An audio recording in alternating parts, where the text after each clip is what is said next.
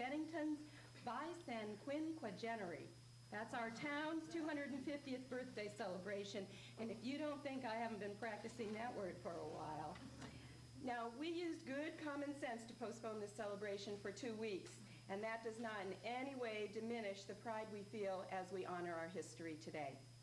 Perhaps we were a bit less indomitable as a people, to use Calvin Coolidge's descriptor of Vermonters, whereby our ancestors might have had the party on the date intended, no matter the weather, but we really wanted all of you to be here to celebrate with us.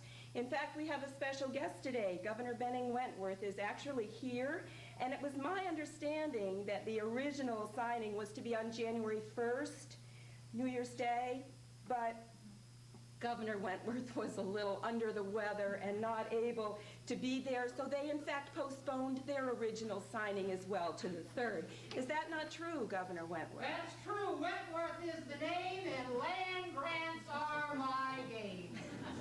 I said to them, Timmy, I said, show me the money, and they showed me the money, Timmy. 128 land grants, towns. I did that in 15 years, and I know you're going to give me trouble. Said the land didn't belong to me. I didn't have the right to sell that land. Charter, I said. Grants, sold, of course, that's what you got in your mind. And you, what are you laughing about? Looking there, you think you're safe. Nepotism? Nepotism? Putting my family in places of positions in those towns? My family, what am I supposed to do? What am I supposed to do? Swamplands? I didn't sell swamplands and mountainsides. I sold rich land to everybody. And then since I've been here, since that first night, God, I've been hanging around. I'm a figment of your imagination, folks. I'm a figment of your imagination. A big figment, but I'm here. And I've been hanging around because I wanted to be here to share this day. And since I've been walking around this town, boy, who the hell are you? She says I was hungover. Who are you? I have my sources. Well, what is your name? My name is Lodi Colvin. And what do you do in this town? I am a teacher. My town, Bennington. It is my town, too. I am a teacher, and I was born and raised here. Brought it up to the state it's at today, and very proud of it. And you do anything else in this town? Well, I serve in a little political capacity. Oh, what's that? Select board chair. A woman? What do you ladies have to say about that? Well, I know Timmy, Stu, Tyler, everybody here, I know there's been ups and downs in this town. And I'm proud, though, still to have my name attached to it. We all go through ups and downs. I had my ups and downs, as I'm sure he's going to be pointing out in a few minutes, probably more downs than ups. But, you know, Timmy, I tell you, I was a widower for years. And when I was 64, I decided to get remarried. And I got married to this little chambermaid, a little younger than me. And I tell you, you got your ups and downs. Married to a young chambermaid at 64 years of age, I had my ups and downs too. But a copy of Colonial Miss and a baked ham, and I was set straight. So that's words to live by, Timmy. Colonial Miss and a baked ham. So anyways, I'll let you guys get going with your business here. Thank you, Governor. And you, oh boy, I'm in for it, but I can take it. They say I'm a big figment. Well, on January 3rd, 1749, a 36-square-mile parcel of wilderness became chartered as the township of Bennington. I wonder where that name came from, Governor. Could you clarify that for us? My first name. What else? Benning. And I also named a lot of the other towns around here, for those rich social folks over there in England. But Georgie the Third, boy, he's over there. I was out of his sight, out of his mind. It didn't do me any good, did it, Tyler? It did not. Well, this township was to become the birthplace, if you will, of what would 42 years later become the state of Vermont. So today we are celebrating our 250th birthday. It amazes me that we have in our possession the original town charter. Our town clerk, Tim Corcoran, has brought it to our celebration, and he has agreed to share some thoughts as part of our program. Perhaps Governor Wentworth would like to see how well we've preserved his signature on this document. Looks pretty good. Does, doesn't it? Yeah. Tim? 250 years. Just before I start mentioning a very few things that I'd like to talk to you about, in the history, any history you go back to, there's the written record that was left, and that's what I'm more familiar with, is the written record. And then there's the record that people have to put together. It's like a piece of the puzzle. You get one in the middle, then you find one in the corner, and finally you have to do a tremendous amount of work in putting that puzzle together. And I can't tell you how fortunate Bennington is, and not just Bennington, but the surrounding area, to have people like Tyler Resch and Joe Parks, a tremendous amount of time putting together a record for Bennington. I know Joe Parks is down to the town office all the time, and Tyler's been there, and they put a tremendous amount of time in, at the museum putting together a lot of our past. And first of all, I'd just like to start off by thanking them and acknowledging the work that they've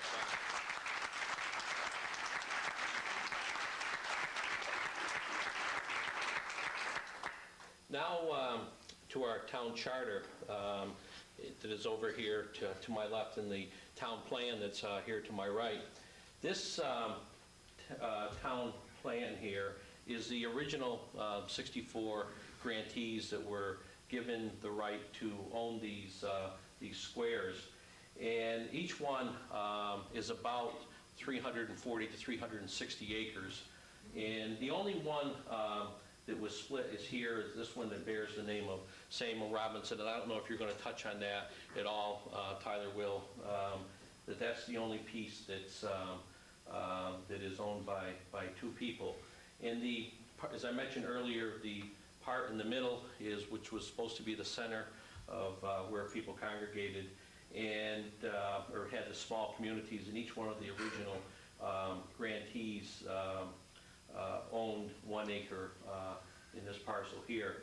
There were two parts of these original grantees. Two sections were handed out for public use, and you can see here that lot number 28, section number 28, was set aside for the minister, who we all know was Jedediah Dewey.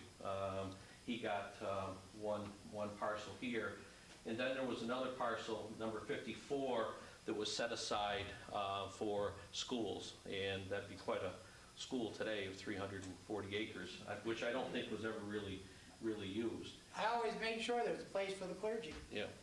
Always. And all of his land, Free. there was a place for the minister. And as you can see, Benning Wentworth he granted himself, as he did in all of his grantees for different towns, he granted himself 2 lots, one here in the corner, 57, and there's another one that's set aside down in here for where you'd see BW, just for Benning Wentworth, and it's lot number 22, so here and here. And from what Joe Parks told me, the reason for this was he would give himself one in Shasberry, which abutted this, so he would have a parcel of 720 acres that adjoined. And as Tyler mentioned to me earlier, it was probably not the most desirable piece of land, but they really didn't know that. You know, they had surveyors come up and mark the boundaries of the towns by the hemlock trees, but what actual acreage was good and which really wasn't known by Benning Wentworth. Back in when our the first families came here in June of 1761, the proprietors would have meetings, and the minutes of those meetings are a part of the records that I keep at the town clerk's office. And the first one that I see is in book 1A, and it talks, that was February 11th of 1762. And at their first meeting, they chose Samuel Robinson to be the moderator, and John Fawcett to be the first town clerk. Moses Robinson was later, I believe, the second town clerk. And Joseph Safford was also, he was chose to be one of the early, what we call now, select board members. And Safford lived up on Main Street. I think that's the oldest house in the village. It's called the Safford Manor now, and obviously I think Safford Street was probably named after him. But one of the earlier votes that was taken by the original proprietors probably caused a lot of problems, and this was July 14th of 1762, and as you can probably see if you read all these names here, all the original grantees were men, and it said that they voted that each man, the ones with rights on the east rank, which would be down into here, when these original, Samuel Robinson was only one of the original grantees that ever came here. These other people, the friends and relatives of mostly council members of Benning Wentworth, would sell their rights. But when the people came here, obviously the people in this section here weren't very happy with what they got. It's Woodford, and with the stones and the mountains, and it wasn't very good for planning. And well, they voted to let them switch a half a mile, these lots from here out to here, which is West End, Pleasant Valley Road, and all the right along through the Murphy Road, and obviously that was what I would say was an encroachment on New York State. And that was probably one of the reasons that led to our many disputes with the state of New York. But that just at one meeting, they just voted to, heck, you don't like it here, we'll just switch it out there. But they did things very easily back then. And so it was a half a mile of rights. They switched them from the east end over to the west end. And things should be so simple today, but that's the way they did it. One of the things that amazes me when you look at the original deeds that I have, the original deeds, obviously we weren't the state of Vermont then, we were, depending upon who you wanted to listen to, were either the Providence of New Hampshire or the Providence of New York. The original deeds, and I know Joe Parks has been over to New Hampshire. Have you been over, Tyler, at all? Or? I have, yeah. Yeah, looked at some of the land transfers that happened here in Bennington, but some of the earlier ones that I have here, when they started recording them, people, you would see one deed and it would say that I, Moses Robinson of the County of Rensselaer in the state of New York, and he would sell a piece of land in Bennington, and the next one would be from another person, and he would say that he was from the province of New Hampshire in the town of Bennington. So it was just had to be the most confusing thing back then, that some people were calling themselves New Hampshire, some people were calling themselves New York, and these would be deeds that would be dated within a week of each other. A lot of the deeds back then, or the rights to the land, were never really recorded. There was, a much different system now. The first thing someone does today when they buy a piece of property is they run down and they have that deed recorded. But back then, they would, if they had possession of it, that was equal to owning it. And I'm sure that there was a good many of dispute over actually where the boundary lines were, and they were more or less settled back then without a lot of fanfare. But you could see that there were always a question of where the lines were. And one of the, if you look at the minutes of the early proprietors, that one of the biggest jobs they had was the laying out of highways. And at their meeting on February 26, 1762, they voted to raise each $2 from each grantee for the laying out of highways. And if you go back to a later meeting that was in March of the following year, you could see that they had some of the same problems that we have today. Is they they've acknowledged that the $2 wasn't enough and they would have to raise more taxes to lay out the highways. And but if you go down, they didn't keep a lot of detailed records, but at least it was some type of an action that would be recorded on something that they felt were important. It would have been nice if there were more detailed records, but at least we got some of the records that I think are helpful. Keeping the details up now, are you, Timmy? Trying. Good. Yeah. You too, Ms. Colvin? Absolutely. Okay. Yes, Governor. The original charter that is over here to my left, I don't know how much Tyler is going to say about that, but they that charter was signed January 3rd, 1749. They referred to this area as the new plantation. And if you look at the charters from other towns, a lot of it is the same wording. It talks about the size of the town, which would be 36 square miles, 6 miles square, and that the town would be no larger than that. And they would give the areas that they felt were the town boundaries. And in here, it also talked that the grantees and their heirs and their assigns would continue to pay rent to Benning Wentworth and his heirs and assigns forever. And that was certainly something that I don't think was ever lived up to. Never. And but it would have been something for Benning Wentworth if it in his family if that had happened. And the other thing it talks about, you wonder, it talks about the pine trees. You couldn't cut those; those had to be saved for the Royal Navy, and in case they ever needed them, obviously for ships and I'll talk about building. Okay, you will. That's why I wanted Tyler to go first. I don't want to really cut into him. Signatures are So, upside down, I don't remember that. Looks like it's been etched in here and then it's upside down, I don't remember that. You want to talk about that? wasn't there. Will you talk about it? I wasn't there, no. there's one good thing about I history. would say I was imbibing again.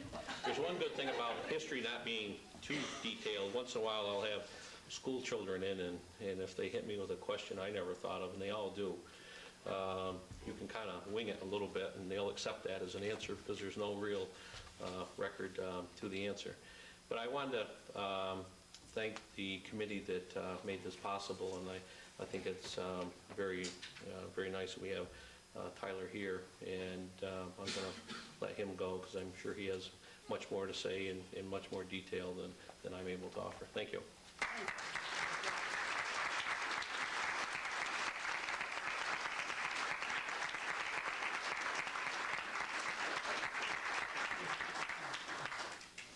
That was great.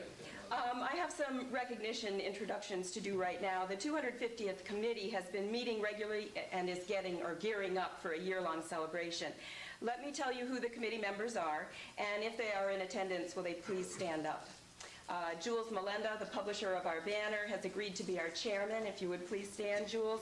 Other volunteers include Jerry Albert, Anita Bellin, Tom Yogi Cushman, John Dostal, Stu Hurd, our town manager, Ed Mangold, Kristen McDonald, Mike McDonough, Steve Miller, Walt Mold, Gail Pacino, and Mike Williams. And we would welcome any and all of you to join us in future meetings. Please help me thank these people who have worked so hard.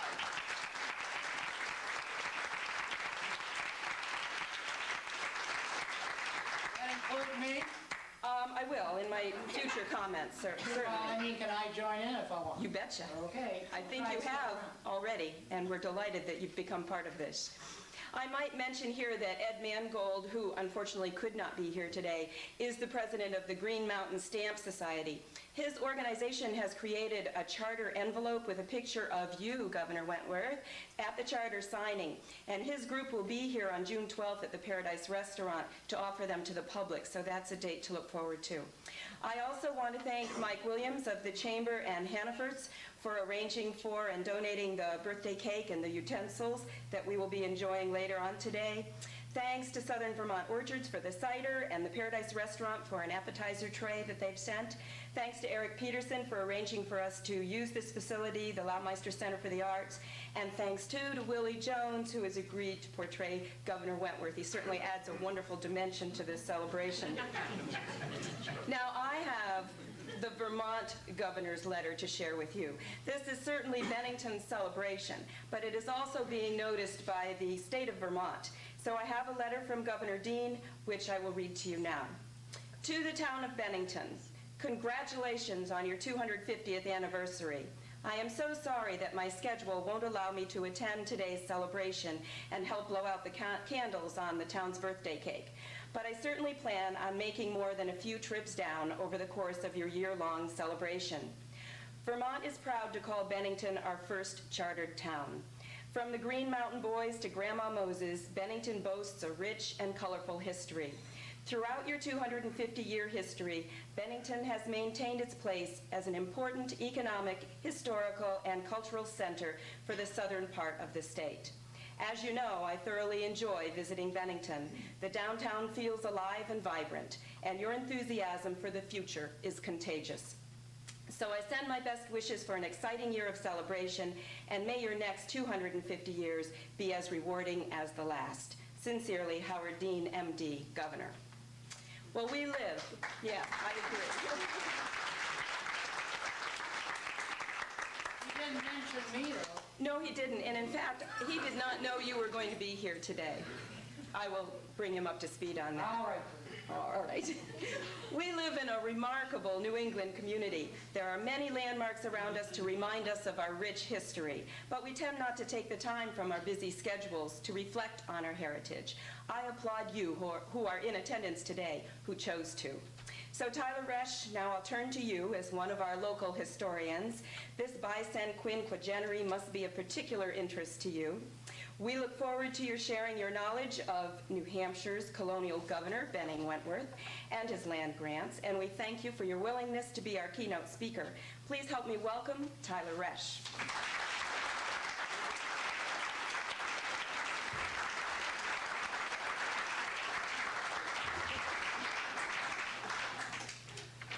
I've got some handouts here if anybody wants some suggestions for further reading on this whole subject.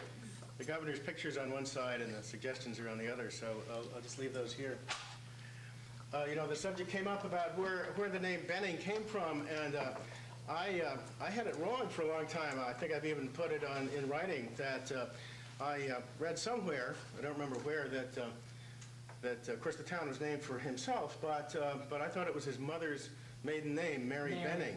And it turns out, sir, I looked in the genealogy, and his mother's name was Sarah Hunking. And so, Hunking, yeah. And it was his grandmother's maiden name was Mary Benning. So just, there's that old tradition of naming the son for the mother's maiden name. It happened to me. My mother's name was Louise Tyler. That's where I get my name. And but just think this could be, we could be celebrating the anniversary of Hunkington. It could have happened so easily. I think so. Well, this whole saga that began 250 years ago is such a remarkable American story. It lasted, the era that I'm thinking of here, Benning Wentworth was sort of phase one, which I think of it, of the creation of the state of Vermont. It only lasted 41 years, from the time this charter was signed until statehood. It was only 41 years, which doesn't seem like a very long time. There are a great many appealing elements to this story, and some of them are of great principled consequence, like there are these wonderful themes like self-determination versus colonial oppression, democracy versus monarchy, religious liberty versus theocracy, freedom to own property versus feudalism, and so forth. But today, to talk about Benning, we have to kind of ride with the flow here and apply a sense of humor to all the facts that can be assembled about his life. I'm trying. There are no grand overarching principles when it comes to Benning himself. And there's really no way to portray him as, I beg your pardon, sir, but there's no way to portray him as any kind of hero or commendable figure. And I think the reason there's been no biography of this key American colonial personage is that it would be so difficult to put a clean spin on him. I do not exaggerate when I use the terms, and I do beg your pardon, sir, but terms like a manipulative, Machiavellian, greedy, duplicitous, to describe the real Benning Wentworth. And those I don't know appear what to those words mean.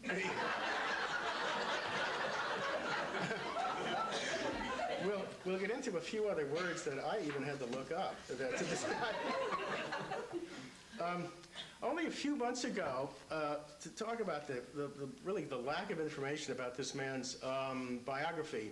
There has been no biography, but only a few months ago, I came across a 20-page biography of Benning Wentworth, and this was in a paperback I found in a secondhand bookstore in Montague, Mass, when I was visiting my daughter.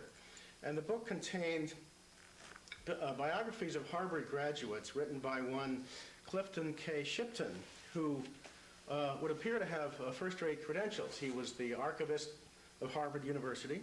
He was the director of the prestigious American Antiquarian Society, president of the Colonial Society of Massachusetts, and he held the title of Sibley editor of the Massachusetts Historical Society.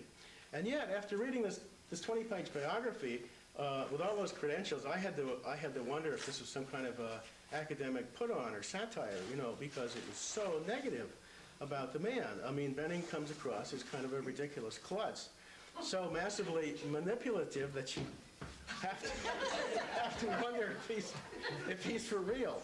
But, I mean, I checked out these sources in some of the standard Vermont histories, well, also Belknap's History of New Hampshire, that goes back to the 1790s. Matt Jones's book, Vermont in the Making, which is really tells this whole story beautifully.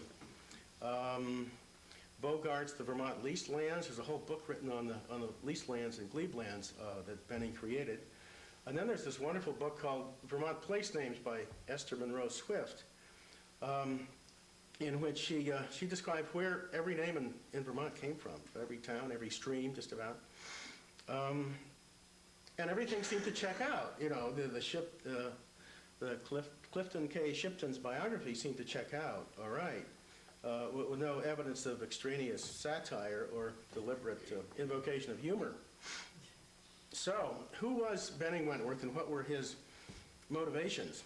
I'm sure you're going to tell us. Need to introduce a couple of reality checks here just to remind ourselves that in this age of fax, email, voicemail, telephone, television, all that stuff, that none of that existed, of course, and writing was by quill pen, and its transmission depended on the human foot or the horse or the boat. And it took a long time, to get the word from here to there and back again. 250 years ago, everyone would have been there January 3rd.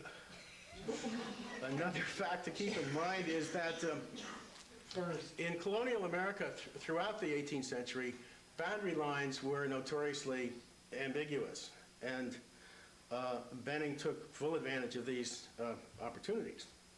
Third, let me just remind you that there was no such thing as Vermont. The name wasn't even coined until 1777, so we're talking about this territory here was known as the Hampshire Grants, if it was known as anything.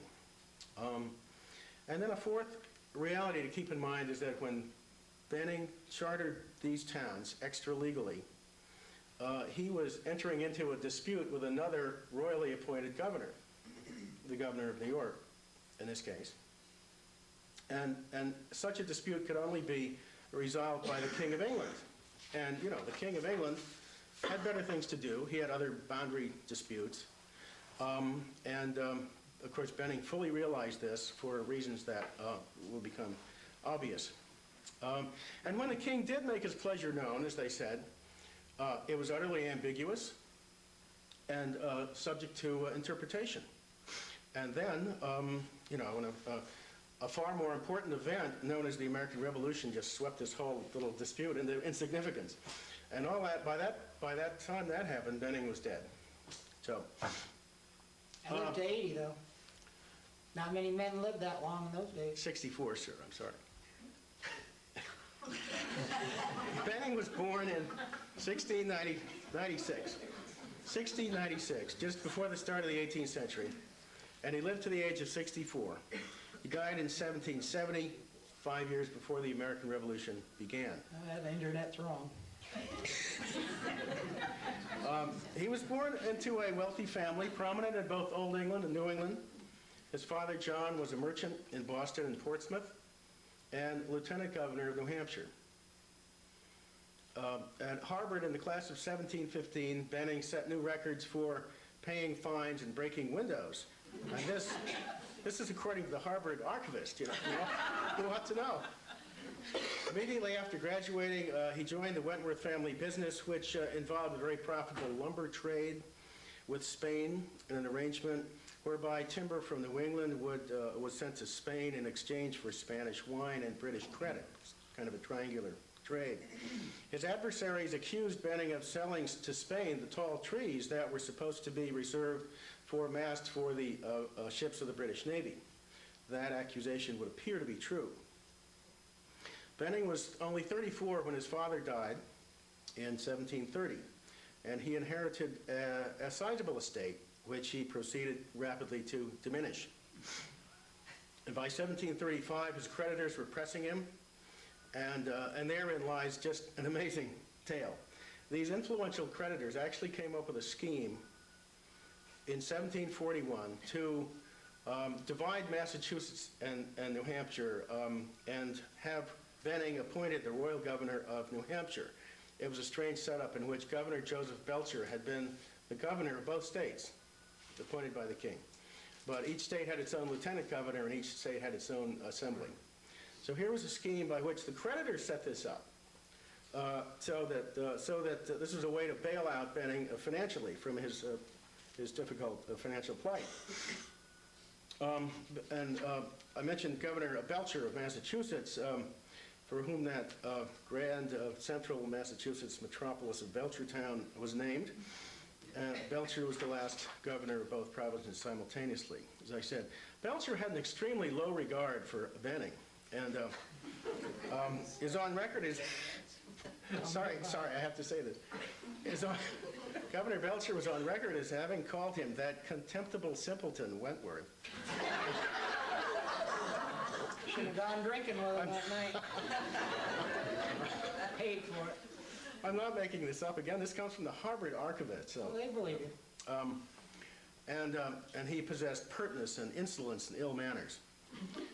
In the course of his own business, Benning made frequent voyages to Spain, and because he adopted the haughty mannerisms of the Spanish aristocracy, he was called behind his back Don Granada, or sometimes Don Diego. He was also in a habit of flaunting his Anglican religion before his constituents, who were mostly Congregationalists. He was also frequently afflicted with gout, the rich man's disease. And he had this way of dealing with his adversaries by tossing them plums. He created so many local justices that one critic wrote the following bit of doggerel verse. It goes, "This was the happy silver age when magistrates profoundly sage overspread the land and made, it seems, justice run down the streets in streams." In 1743, after he'd been governor for 2 years, he was named to the corporation of the Society for the Propagation of the Gospel, the so-called SPG. And he further provoked those of other religions by speaking derisively about that flood of errors and enthusiasm propagated and spread by Whitefield, and that refers to, of course, Reverend George Whitefield, the influential congregational New Light preacher.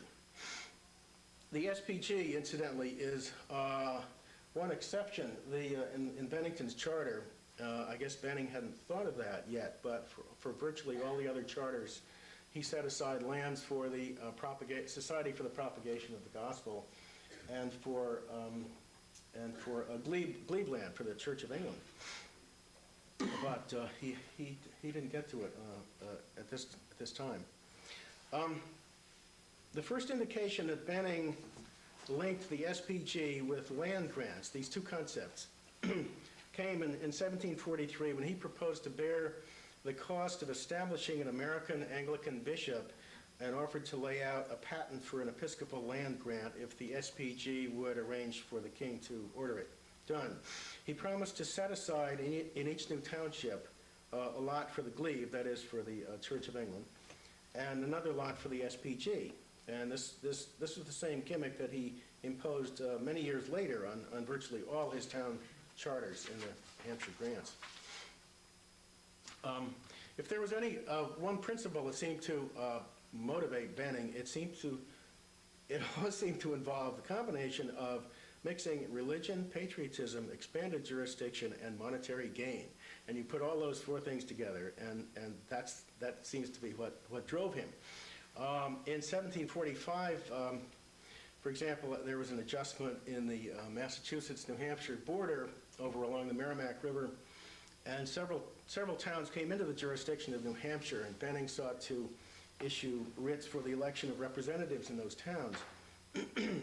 But he had to wait for specific instructions. You know, this is a colony, and he was a colonial governor, and he had to wait for instructions from the Board of Trade in London.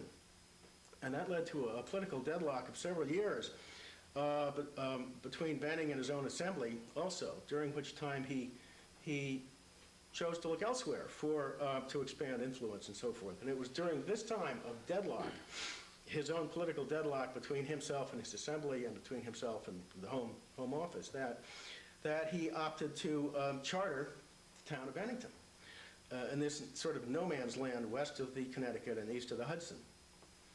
In so doing, he had to interpret to his own advantage several things that were really pretty well established. There was, for example, the boundary between New York and Connecticut was established in 1731, and that established the 20-mile line west of the Hudson. And he chose to interpret that way farther north than anybody else did. And that's where he put the boundary of the town of Bennington on this 20-mile line east of the Hudson. That was really meant to establish the New York-Connecticut border, not any border up this way.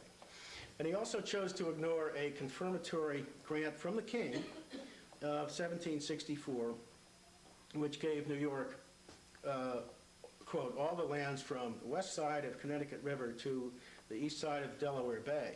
That was a confirmatory order which confirmed the original grant of the province of New York in 1664 by King Charles II to his brother James the Duke of York, and that was why New York was named for the Duke of York.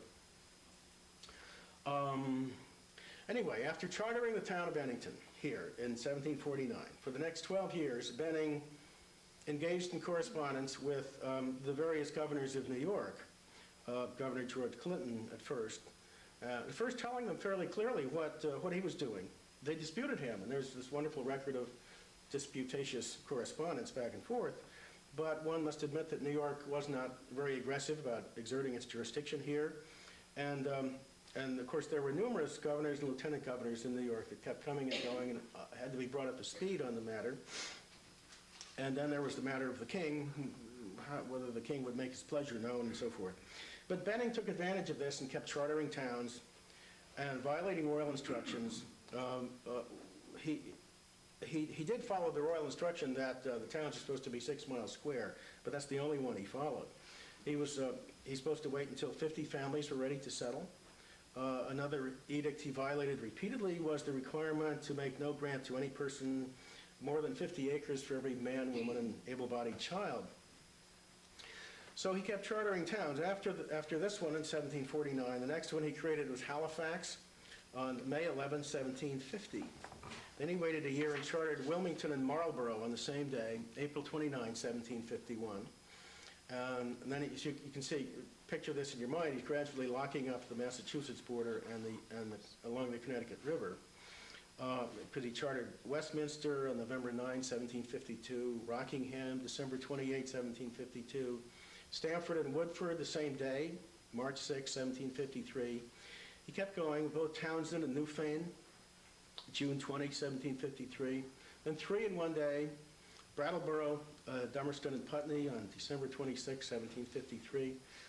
Dummerston was first called Fulham, and it was later changed to name for Lieutenant Governor William Dummer of Massachusetts. And then he did 3 more, Chester, Guilford, and Grafton, 1754. Grafton was first called Tomlinson. And then he stopped. There was this long, long wait. 1749 was Bennington, and then we get all these other towns I just mentioned until 1754. And then he stopped, and there was a 6-year gap while war broke out with France.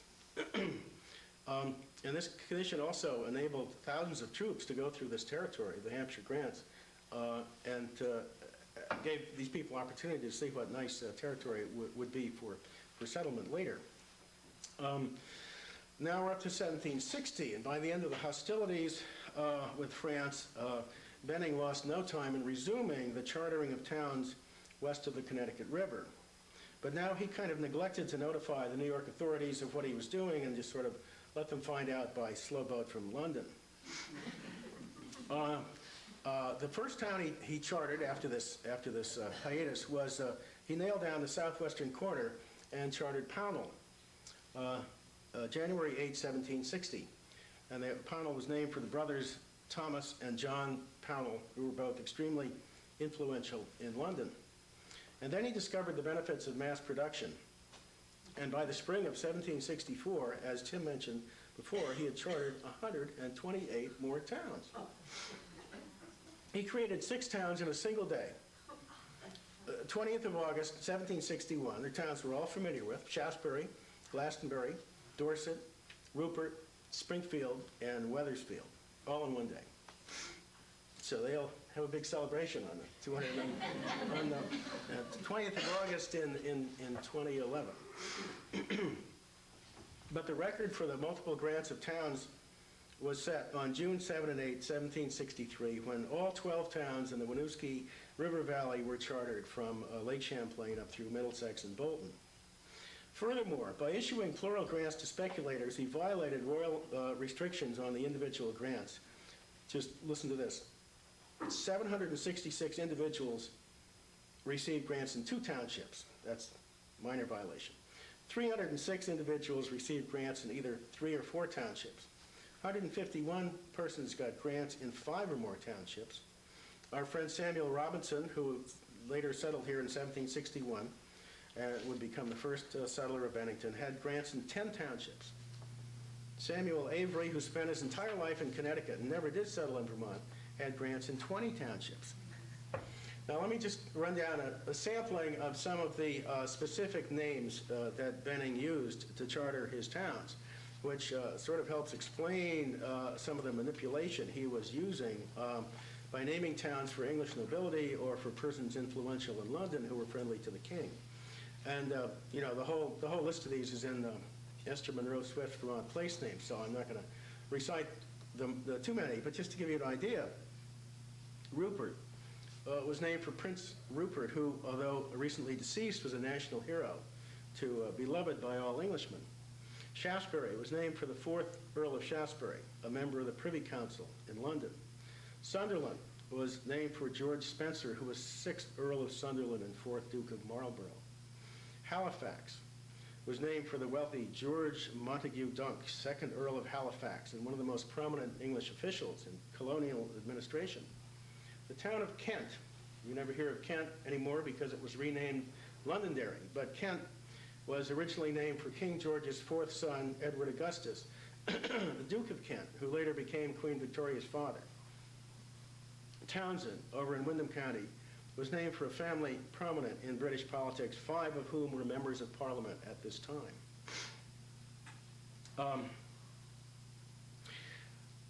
The non-Wentworth towns in Vermont were named for places that the settlers came from, like Rutland and Barry were both named for the towns in the Worcester County, Mass, where the settlers came from, or Waterbury, Duxbury, Cambridge, But that's pretty obvious where those town names came from. And then there's a third category of Vermont town names that were named for their first settlers, like Wardsboro, Elmore, Walcott, Hyde Park, were named for the first settlers in those towns. Other methods of manipulation Benning used in his Hampshire Grant Charters were to set aside lands for religious and educational purposes, as I mentioned, for the Society for the Propagation of the Gospel and for the first settled minister and the first school. He touched base with the sensitivity about preserving especially tall pine trees as a mast for the British Navy. All these precautions were taken on the chance that if the king were to decide between Governor Wentworth's case and that of some governor of New York, it would be more difficult for the king to go against so much friendship and so many good religious and educational purposes. Also, as mentioned before, Benning looked out for his own interests. BW, right up here. He saw to it that plenty of acreage was kept for himself, and a total of nearly 100,000 acres, when all was finished, went to in the name of Benning Wentworth. He pocketed fees and accepted presents of unknown amounts, according to that early New Hampshire historian Jeremy Belknap. There came a time when the powers in London attempted to blow a whistle on Benning. And on the 20th of July, 1764, the Privy Council issued its famously ambiguous decision in which the king finally made his pleasure known, declaring the west bank of the Connecticut River to be the boundary between New York and New Hampshire. The trouble was that this decision seemed to many in the grants that their titles might be simply transferred to New York, and if that had happened, it might have been all smoothed over. But the wording also offered the opportunity to the New Yorkers to make the settlers pay new fees to the New Yorkers. And this was an appalling prospect to so many settlers and speculators who held thousands of acres. In any case, the official edict, which was delivered, as I said, the 20th of July, 1764, it didn't even reach Governor Wentworth in Portsmouth or the powers at Albany for another 10 months. And by that time, 128 towns had been established, and settlers were moving in and clearing land and planting and so forth. So the king, once he had made his pleasure known about this dispute between two royal governors, actually resolved nothing for several years to come. And many of us are familiar with the story about our pioneer settler Samuel Robinson, who in 1767 sailed to London to seek the personal attention of those in power, tried to get a personal audience with the king, to resolve these unsettled land claims. But of course, poor Samuel contracted smallpox and died over there, further delaying any resolution of the dispute. But back to the final days of Benning Wentworth in Portsmouth. By 1765, the year after the Privy Council's order declaring west bank of Connecticut River to be the New York boundary, the Home Office in London resolved to remove Benning Wentworth from public office. Their bill of particulars included these 5 complaints. Number 1, his neglect of correspondence. 2, his failure to submit acts for royal approval. 3, his failure to protect the mast reservations for the Royal Navy.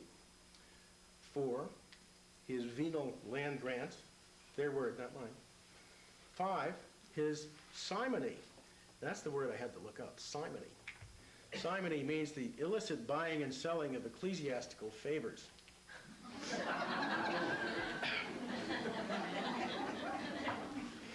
But luck remained with Benning once again, to some extent.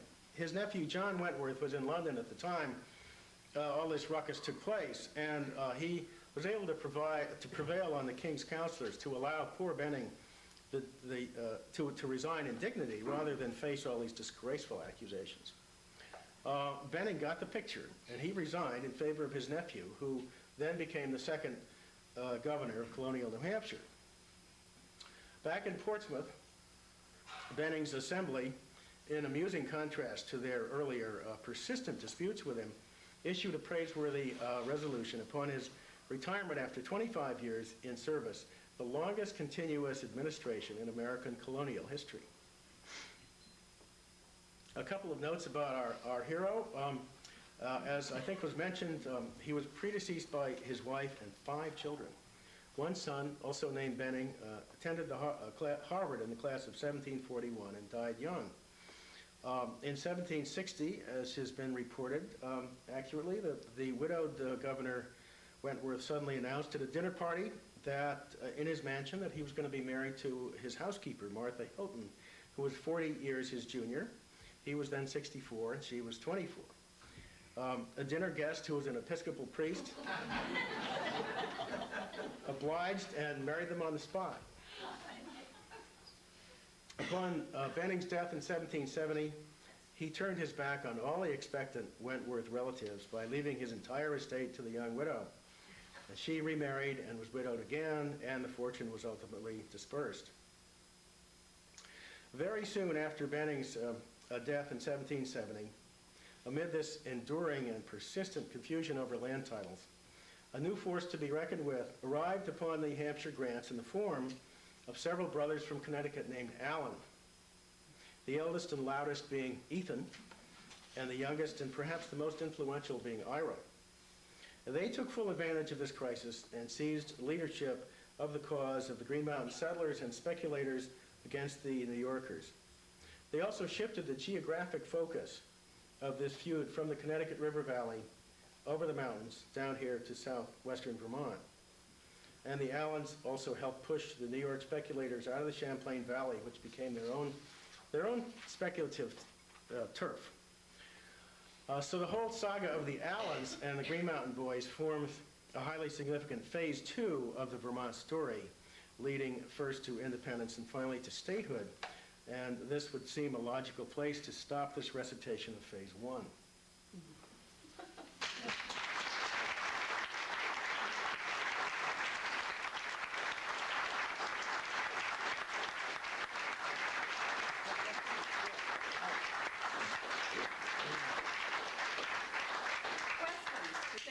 Questions they'd like to ask Tyler. Evelyn. I was just wondering, in your research, since you discovered that the grandmother's name was Benning, did this come from the town of Bennington in England? I don't know that. I don't know. Savage's genealogical dictionary shows a Benning family in Boston in the 1660s. And that's as far as I've gone with it. I don't know that. Other questions? I was just wondering why he didn't use his last name for Wentworth Town or something. Well, there is a Wentworth. ring to it. Well, there's a Wentworth by the Sea, New Hampshire, but I don't know why. It never happened. Maybe he didn't need to. He named the first one for himself, and then he had all these other reasons for naming the other towns. He didn't have to. I don't know. Anything else? Anybody else? That was really fun. Thank you so much, Good. Tyler. That was great. Fun for me.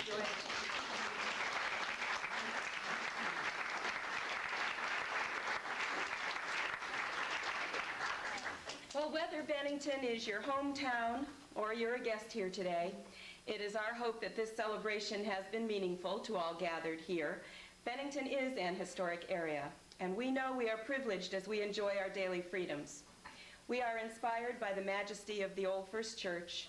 We stand in awe of the history represented by the monument and that which is preserved in our beautiful museum. We rejoice at the wildlife on Mount Anthony, and we are charmed by our covered bridges. The pride we take in our community has been mirrored in the efforts undertaken to put together this celebration today. Thank you, Benning Wentworth, and thanks to all of you for coming. Please stay while Governor Wentworth cuts the cake and enjoy some refreshments with us. We'll be entering the room right across the hallway where it's warm. The cake is ready to be cut. We'll light the candles, and we'll give this young lady time to get across the hallway with her camera so we can have Governor Wentworth ending our celebration. Tim? Tell them that the charter and the town plan are there if they want to go up and look at it. Yes. The handouts. The handouts, the charter, the town plan, it's all here for your viewing. So take a moment to look, and we'll move across the hallway for cake. Thank you for coming.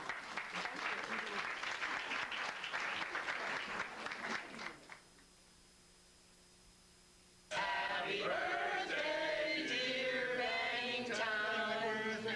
Happy birthday to you.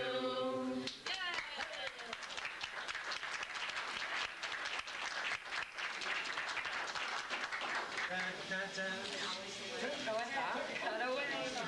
Just take out a corner? Just a little. That was his corner. That's what that said. So funny. We're not blowing the candles there, Doug. Make a wish.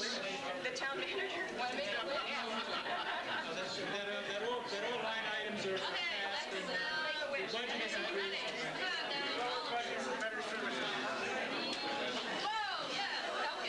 I know it, couldn't get that one out.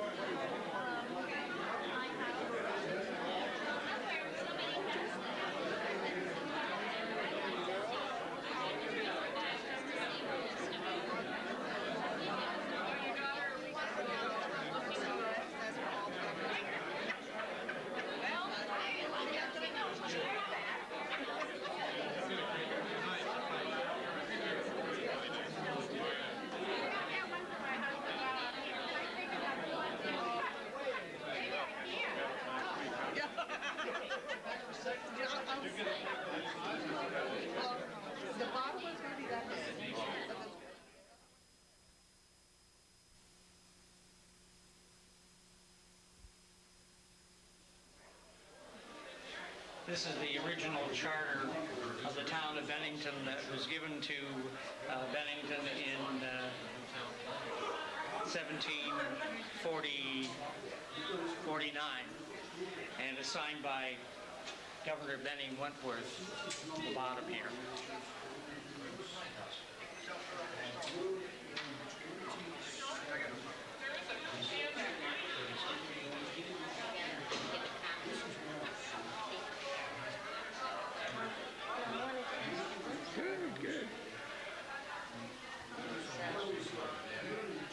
Now, this is upside down. The signature is upside down because, I'm not exactly sure. Yes, it is. Was it like the wrapper Yes, it is. outside the Yes, it charter? is. It must have been wrapped around Okay. the charter itself. like a self-envelope. Right, right. It's like a seal, like a seal that sealed the charter itself. I think it's amazing that this is still here, that Timmy was able to find it. And, Absolutely. yes, it's very nice indeed. Thank you very much. You're welcome.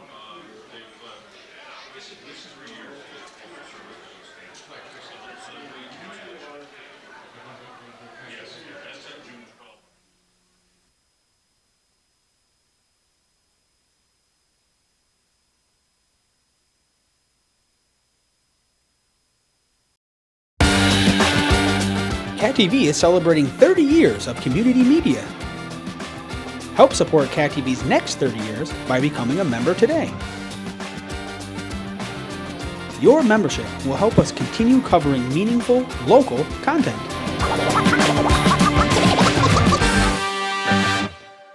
Thank you for supporting your local community media station.